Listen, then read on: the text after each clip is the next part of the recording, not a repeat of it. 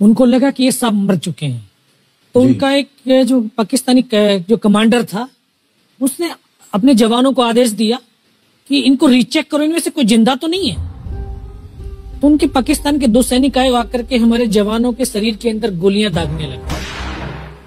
तो मैं बेहोश था, लेकिन इतना बेहोश नहीं था कि उनको सुन ना सकूं या देख ना सकूं। तो जो मेरे सामने वाले साथी को जो सीने में आकर 4-4, 5-5 जो राउंड के ब्रस्ट मारे, डेड बॉडी ऐसे उछलती थी ऊपर की तरफ, सामने वाले को मारा, बगल वाले को मारा, मैं भी इस तरह से ऐसे पड़ा हुआ था। उसने फर्स्ट में यहाँ पर ब्रस्ट मारा, फिर मेरे पैर में 2 जगह पे मारा। उसको मैं देख रहा हूँ कि धुआं निकल रहा है, लेकिन उस गोली की पीड़ा को चुपचाप पड़ा सहता रहा और उनको यकीन हो गया कि इनमें से कोई जिंदा नहीं। फिर बहुत गालियां दी, बूट की ठोकरें मारी।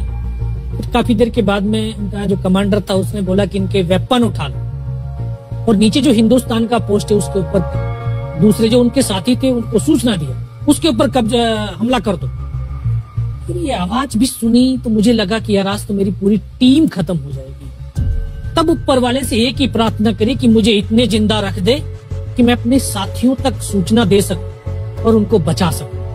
और ये सत्य है कि अगर निस्वार्थ भाव और सच्ची श्रद्धा से उस परम पिता परमेश्वर को याद करते हैं तो शक्ति जरूर साथ देती है। दोबारा से उसके साथी आए, पाकिस्तान के सैनिक आए और हमारे जवानों के शरीर के अंदर गोलियां दागने लगे। उन्होंने फिर उसी रोटेशन से गोली मारी, फिर भी मेरी बाजू में, पैर में गोली मारी। और तब तक एक विश्वास भी मैंने पैदा कर लिया था कि अगर इसने सर और सीने में गोली नहीं मारी, चाहे मेरा हाथ पैर दोनों ही काट करके ले जाए, मैं उफ तक नहीं करूंगा और मैं जिंदा रहूंगा। मैं उस विश्वास की बदौलत आज आपके सम्मुख भी बैठा हूं।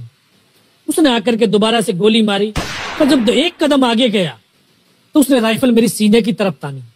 तब मुझे लगा यार अब नहीं बचूंगा। लेकिन कहते हैं कि जाको राखे साइयां मार सके ना कोई। और ये इस देश को हम भारत माँ बोलते हैं।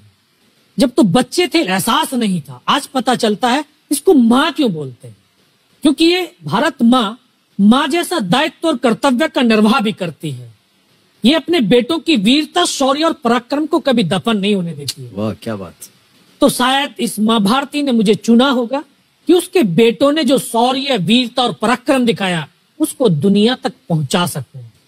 जब उसने गोली चलाई तो यहाँ पर पर्स में 5-5 रुपए के कुछ सिक्के भी थे। जब गोली जाकर के सिक्कों पे टकराई तो मुझे भी आभास हुआ कि तो मर गया हूं। पाकिस्तान का दूसरा सैनिक आया, उसने आकर के मेरा AK-47 उठाया और वापस मुड़ा तो उसका पैर मेरे पैर से टकराया हो।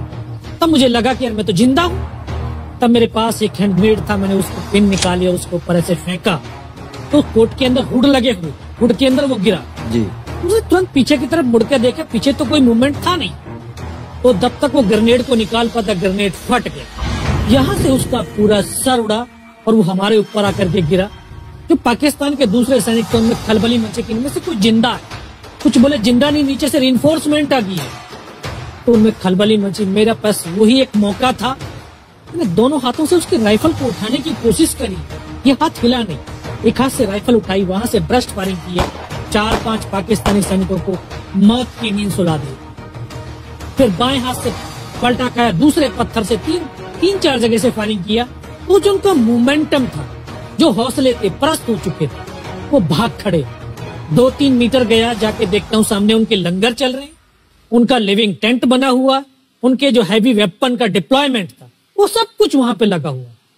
उस समय जहन के अंदर एक ही पागलपन था, अपने साथियों को बचाना। फिर मैं वापस धीरे धीरे रेंगता हुआ अपने साथियों तक आया। फिर मुझे लगा कि इनमें से हो सकता है मेरी तरह कोई साथी होगा, जिंदा होगा। उनको देखा, किसी का सर फटा हुआ था, किसी के फेफड़े निकले हुए थे। बहुत देर बैठकर रोया भी, फिर अपने आप को संभाला। चारों तरफ बर्फ ही बर्फ, पहाड़ी पहाड़। ये भी पता नहीं कि हिंदुस्तान किधर है, पाकिस्तान किधर है। 2.5 साल की सर्विस, 19 साल की उम्र, न उम्र का तजुर्बा न सर्विस का अनुभव, जाऊं तो जाऊं कहां। तभी एक ऐसी शक्ति थी जो साथ दे रही थी। जब इस शक्ति का आवाज हुआ, उसकी आवाज का आभास हुआ कि बेटा इस नाले से नीचे लुढ़क जा, मैं बहुत 500 मीटर लगभग नीचे रोल करता हुआ आया और अपने साथियों जो नहीं चढ़ पा रहे थे दुश्मन की भारी फायरिंग की वजह से, वहां तक पहुंचा। फिर उन्होंने मुझे पकड़ा, वो फर्स्ट एड दिया। फिर वहां से जो हमारे कमांडिंग ऑफिसर कर्नल कुशाचंद ठाकुर, फिर उनको सूचना दिया। तो ये लगभग 1:30-2 बजे का समय था। वहां से फिर कमांडिंग ऑफिसर तक मुझे ले जाया गया। फर्स्ट एड तो हुआ, लेकिन ब्लड इतना निकल चुका था कि दिखाई देना बिल्कुल बंद हो गया था। जब उनके पास पहुंचा तो उन्होंने बोला, बेटा मेरे को पहचानता मैं कौन हूं? बस अब आवाज सुनाई दे रही है। बोला, मैं तेरा commanding officer colonel Kushal Chand Thakur. मैं, जय हिंद साहब, बहुत तेज सर्दी लग रही है। तो उनका जो लिविंग टेंट था उसमें के अंदर लेटाया, 3-4 स्टॉप जलवाए, थोड़ी सी गर्मी महसूस हुई। मैं, साहब थोड़ा सा पानी पिला दो। बोला, ठीक है पानी पिलाते हैं। तभी डॉक्टर साहब आए गए, उन्होंने ग्लूकोज की बोतल पिलाई, थोड़ी सी एनर्जी महसूस हुई। उन्होंने बोला, बेटा कुछ बता सकता हूं? मैं कहा, सब बता सकते हैं। तो उनको बताया कि सर ऊपर ये घटनाक्रम हुआ है और ये वहां की इंफॉर्मेशन है। तो लास्ट में उन्होंने बोला कि बेटा जवान की रिक्वायरमेंट क्या है? मैं कहा, साहब जवान की रिक्वायरमेंट एम्यूनिशन और फील्ड पट्टी की है। बोला, खाने के लिए नहीं चाहिए? सर भूख नहीं लगती। बस इतना कहते कहते तभी डॉक्टर ने कौन सा इंजेक्शन लगाया, फिर मुझे पता नहीं कहां पर हूं। फिर होश आया 3 दिन बाद, देखा ऊपर पंखा चल रहा है। पता चला कि 92 बेस हॉस्पिटल श्रीनगर, और वहीं से मुझे बेस हॉस्पिटल दिल्ली रेफर कर दिया और 16 महीने तक उस हॉस्पिटल में मैं रहा। 16 महीने तक आपका इलाज चलता रहा? जी। और वहीं पर हॉस्पिटल में ही मुझे पता चला कि 15 अगस्त 1999 को जब ये परमवीर चक्र का जो अनाउंसमेंट हुआ, तो वो वहां पर ही मुझे पता चला। क्या है ऐसा?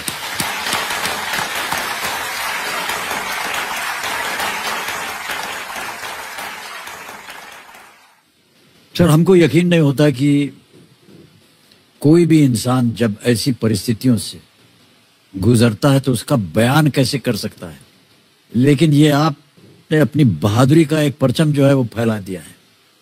15-15 गोलियां आपने खाई हुई अपने शरीर में, और सोच रहे हैं आप केवल देश के बारे में, सर देशभक्ति के बारे में। सैनिक के लिए सैनिक इंपॉर्टेंट नहीं है, उसका राष्ट्र इंपॉर्टेंट है। वो रहे ना रहे, लेकिन उसका राष्ट्र रहना चाहिए। क्या बात है, वाह वाह। न केवल आपने इतना बड़ा योगदान दिया, बल्कि आपके जैसे कह रहे थे कि आपके बहुत से अच्छे मित्र जो थे, जो आपके साथ टीम में थे, वो भी शहीद हो गए।